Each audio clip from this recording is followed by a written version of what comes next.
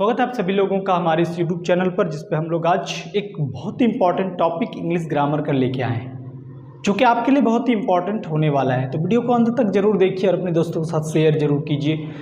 यदि आपने चैनल को सब्सक्राइब नहीं किया तो चैनल को जरूर सब्सक्राइब कीजिए, ताकि आपको हर वीडियो का नोटिफिकेशन आप तक पहुँच पाए।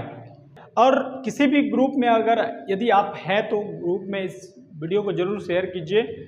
और बिना किसी देरी के हम लोग जो है आज का हमारा टॉपिक को स्टार्ट करेंगे। आज का हमारा जो क्लास है उसको स्टार्ट करेंगे।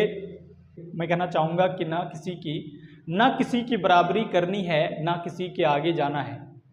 ना किसी की बराबरी करनी है, ना किसी के आगे जाना है। ना किसी की बराबरी करनी है, ना किसी के आगे जाना है। ना किसी की बराबरी करनी है, ना किसी के आगे जाना है। बस अपने सपनों को हकीकत में लाना है। ये सबका ये जो है ना पर्पस होना चाहिए, सबका ये उद्देश्य होना चाहिए। ना किसी का हमको बराबरी करना है, ना किसी के हमको आगे जाना है। बस अपना सपना जो है उस सपने को आपको जो है ना हकीकत में लाना है, सपने को पूरा करना है। तो इन्हीं बातों से हम अपने क्लास को स्टार्ट करेंगे। आपको जानकर जो है ये बहुत ही ये जानकर ये होगा कि आप जो है आज के इस क्लास में हम लोग क्या पढ़ेंगे। तो आज के इस क्लास में हम लोग जो है बहुत ही इंपॉर्टेंट टॉपिक इंटरोगेटिव सेंटेंस हम लोग जो है सीखने वाले हैं। इंटरोगेटिव सेंटेंस को हम लोग जानने वाले हैं। बहुत ही इंटरेस्टिंग टॉपिक है। आप जो है वीडियो को अंत तक जरूर देखिए, वीडियो में अंत तक बने रहिए, ताकि आपके समझ में ये चीज़ आ जाए कि इंटरोगेटिव सेंटेंस होता क्या है। तो इंटरोगेटिव सेंटेंस जो है ना हम लोग समझेंगे। तो शुरू करते हैं हमारा आज का क्लास। तो interrogative sentence my dear friends क्या होता है? इंटरोगेट का मतलब होता है पूछताछ करना। इंटेरोगेट से बना है, इंटेरोगेट से, तो इसका मतलब होता है पूछताछ करना। इसका मतलब होता है पूछताछ करना। तो पूछताछ करना जो है इंटेरोगेट से इंटेरोगेटिव बना है। तो इसका मतलब है कि इंटेरोगेटिव सेंटेंस हमेशा क्या करता है? सवाल पूछता है। सवाल जो है आपको पूछा जाता है इंटेरोगेटिव सेंटेंस का यूज कर। तो हम लोग जो है जानते हैं इसको, हम लोग समझते हैं कि क्या होता है इंटेरोगेटिव। तो आप जब बात करेंगे इंग्लिश की, तो इंग्लिश ग्रामर में इंटेरोगेटिव सेंटेंस जो होता है, इंटेरोगेटिव सेंटेंस जो है आपको दो तरीके का मिलता है। ये इंटेरोगेटिव सेंटेंस आपको दो तरीके का मिलता है। तो हम कह सकते हैं कि इंटेरोगेटिव जो सब सेंटेंस होता है वो दो टाइप का होता है, दो प्रकार का इंटेरोगेटिव सेंटेंस होता है। एक होता है आपका क्या, एक होता है आपका, ये क्या होता है? यस या नो क्वेश्चन। ये क्या होता है? यस या नो क्वेश्चन। ये होता है आपका पहला इंटेरोगेटिव सेंटेंस। इंटेरोगेटिव सेंटेंस एक होता है यस या नो क्वेश्चन, और एक होता है आपका WH क्वेश्चन। एक होता है आपका क्या? WH question. तो आपको इंटेरोगेटिव सेंटेंस दो तरह का मिलेगा।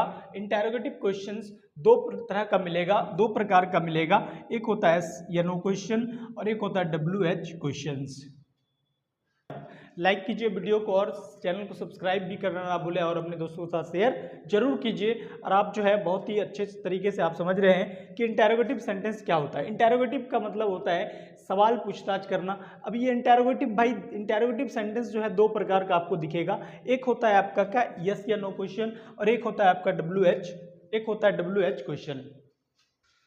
तो अगर बात करेंगे कि यस या नो क्वेश्चन होता क्या है और WH क्वेश्चन होता क्या है, तो इसको हम लोग समझते हैं एक एक करके हम लोग इसको जो है ना हम लोग वन बाय वन हम लोग जो है समझने का प्रयास करेंगे।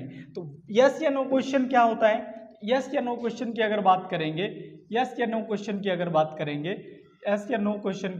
करेंगे तो ये क्या होगा? यस या नो क्वेश्चन की अगर बात करेंगे तो ये क्या होगा भाई? ये क्या करेगा? हमेशा सवाल जो है पूछने का काम करेगा। अच्छा, यस या नो क्वेश्चन वाला जो इंटेरोगेटिव सेंटेंस होगा, इसका आंसर क्या होगा? इसका जो उत्तर है, इसका जो आंसर है, इसका आंसर हमेशा आपको यस या नो में ही देना होता है। इसका आंसर आपको हमेशा एस या नो में ही देना होता है। दूसरी बात यह है, पहला है कि आंसर क्या होगा? यस या नो में होगा। दूसरा बात क्या है कि ये जो क्वेश्चन है ये हमेशा जो है ऑक्सिलरी वर्ब से शुरू होगा। ये क्वेश्चन जो है यस या नो क्वेश्चन हमेशा ऑक्सिलरी वर्ब से जो है ना आपको शुरू होता हुआ दिखेगा। ऑक्सिलरी वर्ब से शुरू होता हुआ दिखेगा। तो ऑक्सिलरी वर्ब से शुरू होता हुआ दिखेगा। तो ऑक्सिलरी वर्ब होता क्या है? हमारे वीडियो में जाके आप देख सकते हैं। ऑक्सिलरी वर्ब के बारे में हम लोगों ने देखा था कि ऑक्सिलरी वर्ब क्या होता है, मेन वर्ब क्या होता है, सारा कुछ हम लोग finite verb, non finite verb के बारे में हम लोग देखे थे। तो ऑक्सिलरी वर्ब से होता है, ठीक है। तो यस या नो क्वेश्चन की अगर बात करेंगे तो इसका जो उत्तर होगा ये यस या नो में होगा। और ये दूसरा पॉइंट क्या है कि एक्सुलरी वर्ब से सवाल जो है आपको स्टार्ट होता हुआ दिखेगा यस या नो क्वेश्चन में।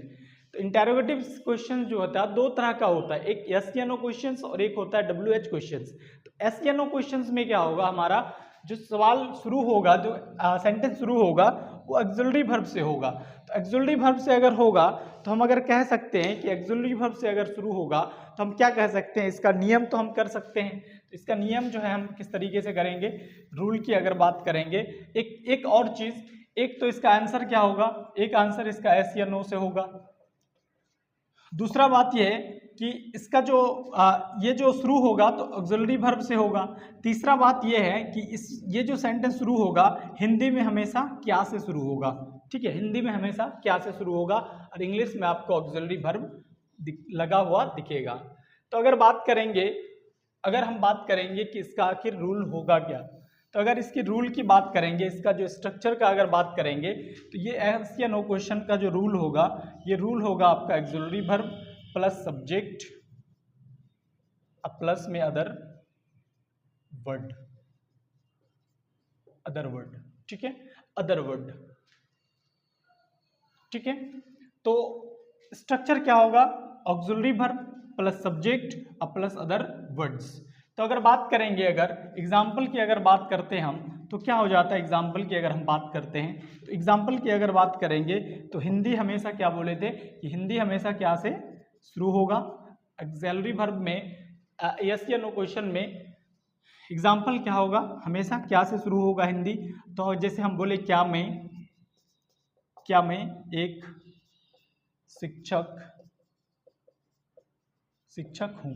और हमेशा आपको एक चीज़ और याद रखना है कि इसमें आपको हमेशा जो है ना क्वेश्चन मार्क लगा हुआ दिखेगा, हमेशा क्वेश्चन मार्क लगा हुआ दिखेगा, इस बात को भी आपको समझने की जरूरत है, ठीक है। अगर बात करेंगे कि क्या से शुरू होगा, तो क्या से शुरू होगा तो एक्सुलरी वर्ब से शुरू होगा इंग्लिश।